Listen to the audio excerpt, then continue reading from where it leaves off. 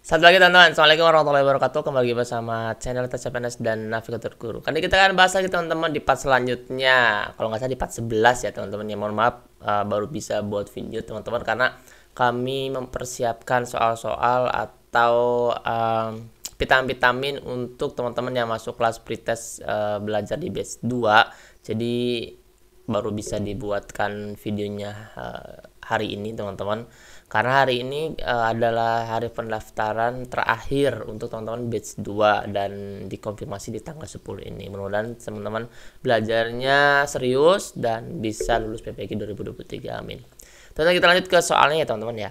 Di nomor 1 teman-teman, di sini ada soal yang cukup panjang teman-teman. Seperti biasa kalau misalnya kita soal yang panjang seperti ini, kita langsung saja ke pertanyaan paling terakhir. Nah, menurut Piaget bahwa perkembangan kognitif di atas adalah masuk dalam tahap apa? Berarti Piaget ada 4 tahapan ya teman-teman ya. Ada namanya sensori motor, operasional konkret, dan operasional formal. Jadi tanpa kita lihat ke atas juga kita udah bisa mendelete bahwa tidak ada namanya kognitif operasional teman-teman. Jadi ini kita akan delete. Nah, kita akan fokus di A, B, C, D. Nah, kita lihat teman-teman studi kasusnya seperti apa. Pada tahap ini individu sudah mulai memikirkan pengalaman di luar pengalaman konkret. Dari sini aja kita udah bisa teman-teman, udah bisa tembak bahwa pasti jawabannya adalah operasional formal karena di luar pengalaman konkret. Tapi kalau misalnya teman-teman ingin yakin, silahkan dibaca sampai akhir dan memikirkannya secara lebih abstrak, idealis, dan logis. Pemikir operasional konkret perlu melihat elemen konkret A, B, C, dan D untuk menarik kesimpulan. Sebaliknya, pemikir operasional formal dapat memecahkan persoalan ini walau problem ini hanya disajikan secara verbal. Jadi di dalam soal nanti teman-teman bisa saja disajikan 2 tahapan sekaligus. Di sini disajikannya adalah pemikir operasional konkret dan juga tahapan operasional formal. Jadi teman-teman nanti akan membaca apa yang harus saya klik A, B, C, D, atau memang perlu pengulangan bacaan-bacaan selanjutnya. Tapi kalau misalkan teman-temannya lebih jeli teman-teman, ketika kita sudah mengetahui bahwa ada pertanyaan tentang teori Piaget 4 tahapan itu, maka kita akan lihat ciri-cirinya teman-teman. Kalau misalkan ciri-cirinya sudah lebih daripada pengalaman konkret, apalagi kalau sampai bisa memikirkan lebih daripada pemikir abstrak, maka dia cuma ada 2. Kalau tidak operasional konkret, maka dia adalah operasi formal. Tapi kalau misalnya operasi konkret, maka dia harus ada secara logis teman-teman, harus tidak abstrak.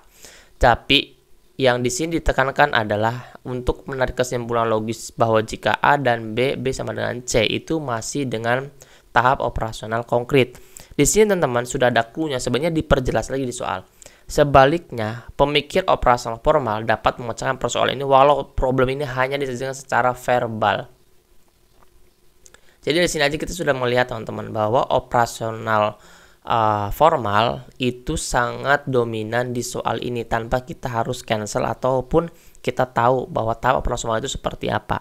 Jadi biasanya itu soal-soal yang ada di tes-tes seperti itu, teman-teman itu bisa melihat lebih jeli lagi. Biasanya jawaban itu ada di dalam soal itu. Jadi kalau misalkan 1 kali teman-teman belum paham apa yang dimaksud dengan soal, boleh silakan 2 kali. Nah, kalau misalkan 2 kali belum paham, silakan ketiga kali. Kalau 3 kali masih belum paham, coba teman-teman bacanya itu jangan terlalu cepat.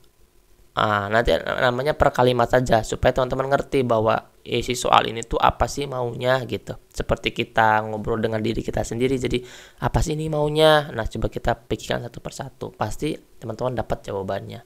Nah, ini yang paling tepat adalah yang D ya teman-teman, formal operasional atau operasional formal. Di sini teman-teman ada pembahasannya. Piaget merupakan salah seorang tokoh yang disebut-sebut sebagai pelopor aliran konstruktivisme. Salah satu sumbangan pemikiran yang banyak digunakan sebagai rujukan untuk memahami perkembangan kognitif individu yaitu teori tentang tahapan perkembangan individu. Ini kan teorinya kognitif ya teman-teman ya, ada sensori motor, operasional konkret, dan operasional formal. Di sini teman-teman ada tahap operasional formal usia 7 sampai 15 tahun. Pada tahap ini individu sudah mulai memikirkan pengalaman di luar pengalaman konkret dan memikirkan secara lebih abstrak, idealis, dan logis. Jadi yang tepat adalah yang D gitu ya teman-teman ya. Oke teman-teman, kita lanjut di soal nomor 2. Nah, soal-soal kayak gini gampang-gampang banget kan teman-teman kalau misalkan teman-teman sudah bisa nembak nih teman-teman. Misalkan teman-teman gini, di soal ini tentang penilaian pembelajaran. Dimana kita tahu dia soalnya penilaian pembelajaran, kita langsung aja ke soal atau pertanyaan paling terakhir. Penanda melakukan penilaian. Oke, penilaian pembelajaran dalam bentuk apa?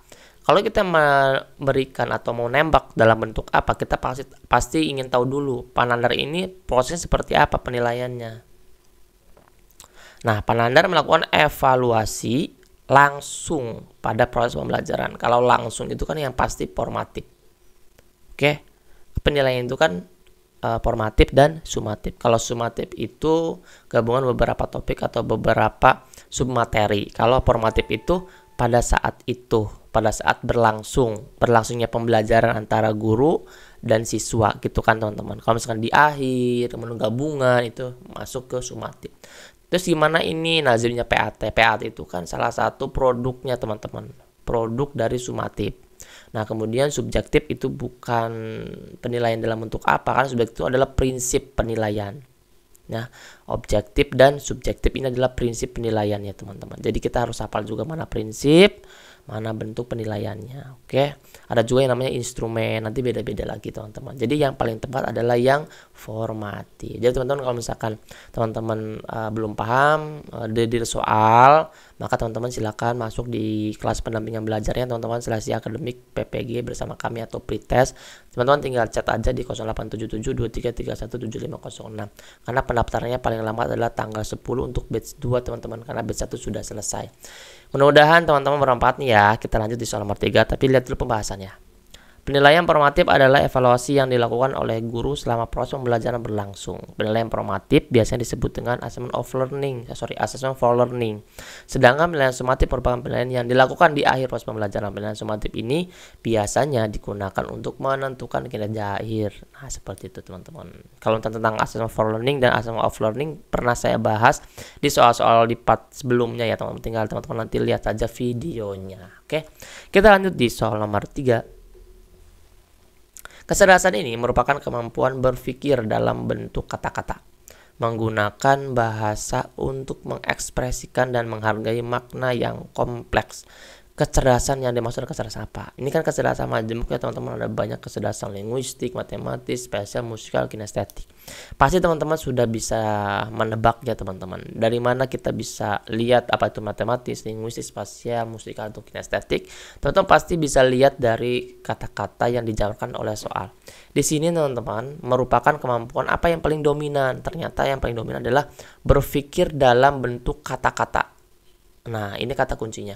Kalau misalkan dalam bentuk kata-kata, berarti teman-teman tinggal langsung pilih linguistik, berbicara. Oke, kalau matematis kan pasti tidak, spasial pasti tidak, musikal pasti tidak, kinestetik pasti tidak. Ini pernah saya bahas di e-book saya teman-teman, di e-book pertama saya di khusus pedagogik. Ini yang menemani teman-teman yang lulus P3K alhamdulillah kemarin tahun-tahun 2022 ya teman-teman ya. Dan 2021 ini ada nih, cuman nanti saya akan sematkan di ini teman-teman, di Google Drive-nya yang udah masuk kelas belajar pretest PPG yang batch 2. Nanti saya berikan satu Google Drive yang isinya materi dan rangkuman-rangkuman tentang pedagogi, karena memang kalau pedagogi kan luas banget ya teman-teman ya.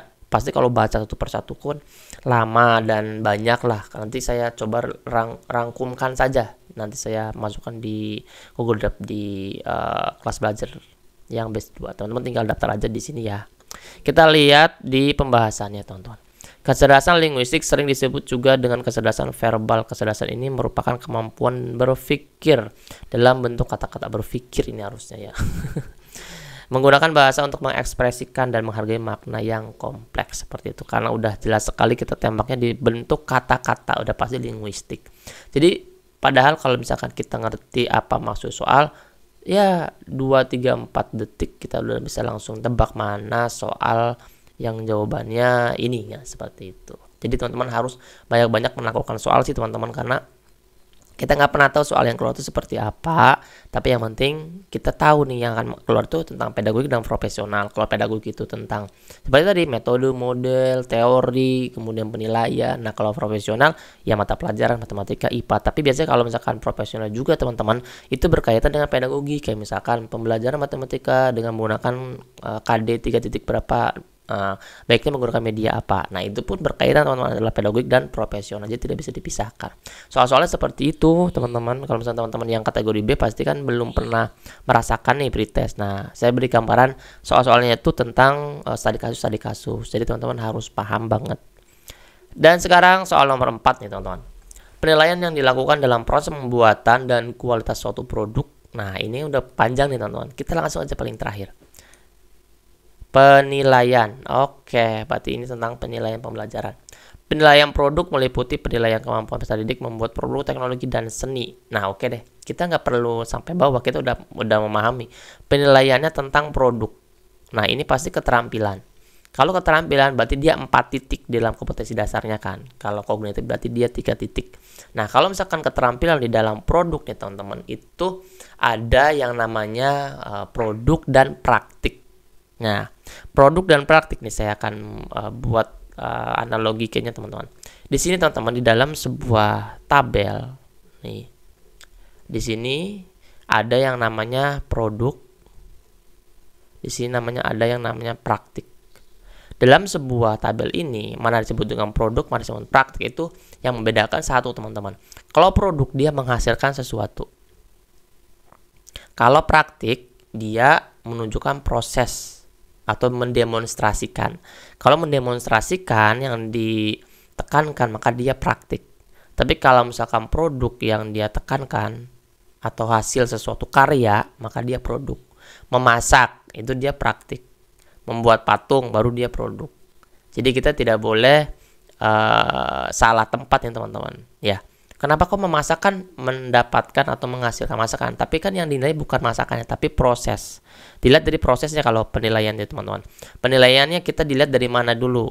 Pada saat dia memasak, berarti kan praktik. Membaca puisi, nah itu baru praktik. Produk ya dilihatnya adalah produk akhirnya. Seperti itu. Nah, itu namanya keterampilan teman-teman. Jadi jawaban tepat adalah yang B. Kita lihat teman-teman di sini. Nah, ini udah ada nih, kecoret ya. Penilaian kinerja itu dibagi menjadi 2, penilaian praktik dan penilaian produk. Di sini teman-teman lihat. Pada penilaian kinerja, penekanan dapat dilakukan pada proses atau produk. Ini kinerja teman-teman. Oke. Kalau praktik teman-teman nih, misalnya bermain sepak bola, memain alat musik, menyanyi, melakukan pengamatan menggunakan Microsoft Word dan lain sebagainya. Oke, produk ini biasanya masuk teman-teman di yang kriteria penilaian kinerja ini. Jadi teman-teman kalau misalkan dilihat itu adalah bagaimana penekanannya dilakukan pada apa? Apakah pada proses atau pada produk? Oke. Nah, seperti itu teman-teman. Kita lanjut di soal nomor 5 ya. Nomor 5 ini urutan. Kalau urutan ini teman-teman harus bisa meng-cancel mana yang tidak termasuk ke dalam urutan ini. Itu paling gampang kalau misalkan urutan itu lihat yang tidak sesuai dengan soal. Nah, baru kita ke bawahnya bisa di-delete. Tapi di dalam soal nomor 5 sengaja ini tidak ada yang bisa di-delete karena semuanya digunakan, teman-teman. Ya, 1 2 3 4 semuanya digunakan. Urutan tahapan pelaksanaan penilaian praktik produk dan project yang benar di bawah ini adalah berarti urutan tahapan penilaian keterampilan karena praktik produk project ada semua di penilaian keterampilan. Yang mana dulu teman-teman? Pelaksanaan penilaian sebelum, selama, dan setelah pendidikan pembelajaran dari 4 dulu atau dari 2 dulu pada 1 dulu. Nah, kita lihat teman-teman. Di sini pasti ada clue-nya. Di sini adalah 2 semua. Ini 2, ini 2, ini 2, ini 2, ini 2. Pasti A, B, C, D, E-nya pasti kita mulai dari angka 2 dulu. Yang menentukan adalah yang angka 2 dan angka 3 dan angka keempatnya. Nah, lihat teman-teman yang angka kedua. Ini urutannya apa nih? 2, pemberian tugas secara rinci.